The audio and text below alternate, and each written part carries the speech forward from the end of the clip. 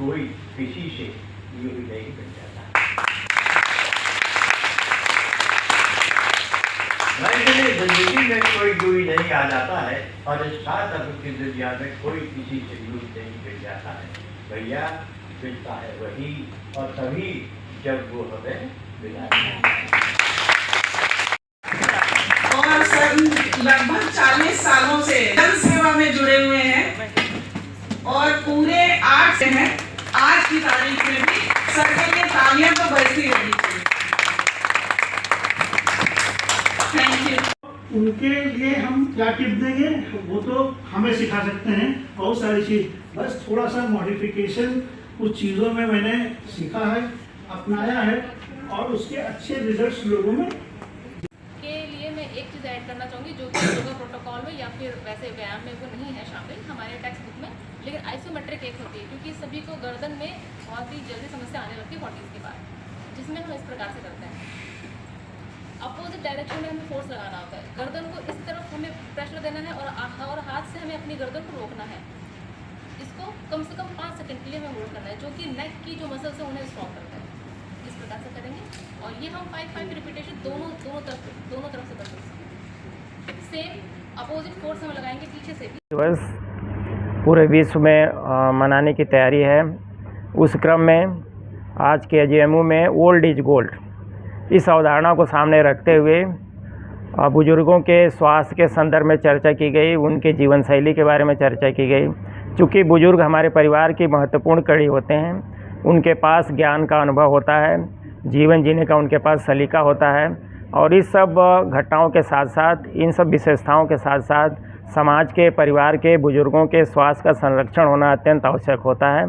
तो आज इन सब सारे बिंदुओं पर चर्चा की गई और आगे आने वाले दिनों में KGMU के द्वारा ढेर सारे अलग अलग अप्रोच के, अलग अलग डायमेंशंस के कार्यक्रमों का निर्माण किया गया है। उन कार्यक्रमों को अंदाज किया जाएगा, जिससे 11वें अंतर्राष्ट्रीय योग दिवस की जो थीम है, एक पृथ्वी एक स्वास्थ्य के लिए योग, इस सारी अवधारणा को शारीरिक ढंग से, मानसिक ढंग से, सामाजिक ढंग से और आध्यात्मिक ढंग से परिपूर्ण करने की कोशिश की जाएगी। धन्यवाद। में डाइट का वो भी बहुत बड़ा रोल होता है और यौगिक डाइट जो होती हैं वो शरीर को अंदर से शांत करती हैं, जिनको हम जो है सात्विक भोजन भी कहते हैं, और उसके माध्यम से हम अपने तनाव को कम कर सकते हैं, ऑक्सीडेटिव स्ट्रेस को कम कर सकते हैं, जिसकी वजह से हम योगा और आसानी से कर सकते हैं और उसको अच्छी तरह से जो है बगैर विचलित हुए हम उसको पूरे ध्यान से करेंगे, जिसके पूरे लाभ मिलेंगे।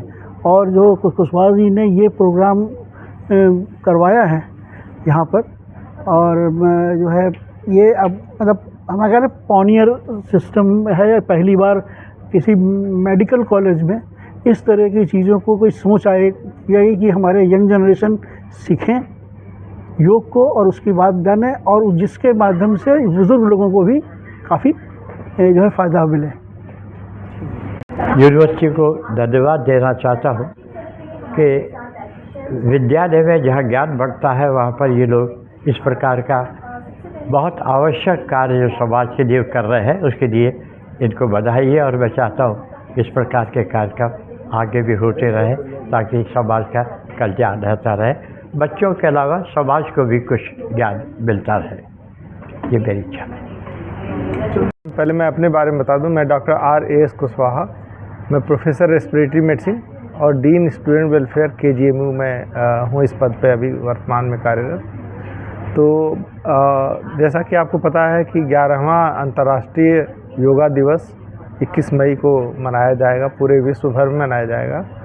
तो उसी के क्रम में हम यहाँ पे बहुत सारे कार्यक्रमों की श्रृंखला आयोजित कर रहे हैं।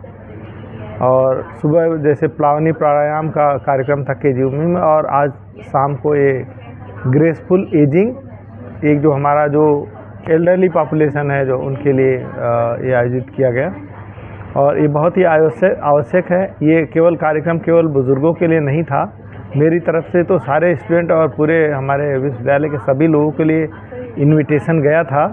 और इसका आशय है कि जो आज बच्चे हैं कल आगे वो उनको भी जैसे हमारी जो एज है, जो एजेड लोगों की एज है, उसमें हो सकता कि हम शायद समय पे सचेत नहीं हुए थे, मगर बच्चों को अभी से सचेत किया जाना बहुत ज़रूरी है।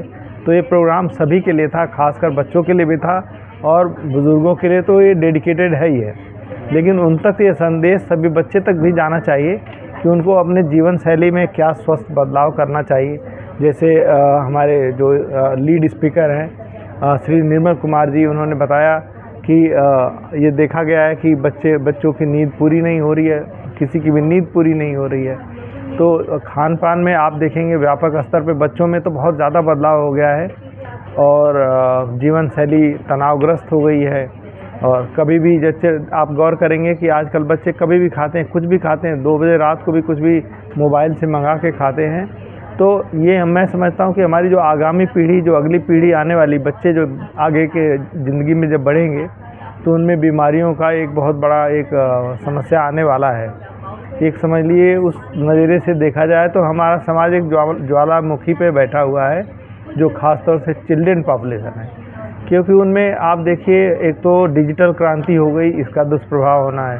खान पान और जीवन शैली, आजकल किसी के बच्चे देखेंगे रात भर देखते हैं, सुबह 11 बजे तक सो रहे हैं। तो ये सब बहुत बड़े व्यापक बदलाव हैं। इनका निश्चित रूप से मुझे लगता है कि अगर रोकथाम नहीं की गई और व्यापक जन जागरूकता नहीं फैलाई गई तो ये हमारे देश में कितने भी अस्पताल बना लिए जाएं मगर इस पर शायद प्रभावी काबू नहीं मिले। जब तक जन जागरूकता ना फैलाई जाए, ख़ासतौर से जीवन शैली के बारे में, उनको दिए जाने वाले संस्कारों के बारे में और उनको जब तक इन विषयों पर परिचित न कराया जाए, तो मुझे पूरा विश्वास है कि हमारे सम्मानित जो स्पीकर्स हैं उन्होंने अच्छे से बताया और साथ ही आप प्रेस के माध्यम से हमारी बात बहुत दूर दूर तक जाएगी और इसको व्यापक स्तर पे टेकअप किया जाएगा। हमारे बीच में जैसे कि व्यापक स्तर पे प्रचारित किया, मैं निराला नगर में रहता हूँ, वहाँ से भी काफ़ी लोग आए, उनको मैंने व्यक्तिगत स्तर पे बुलाया था। तो आपके माध्यम से मैं समझता हूँ दूर तक हम लोगों की बात जाएगी और निश्चित रूप से असर पड़ेगा। और मैं मानता हूँ कि मेरा प्रोग्राम एक संदेश व्यापक स्तर पे पहुँचाएगा, सफल भी है। बहुत बहुत धन्यवाद।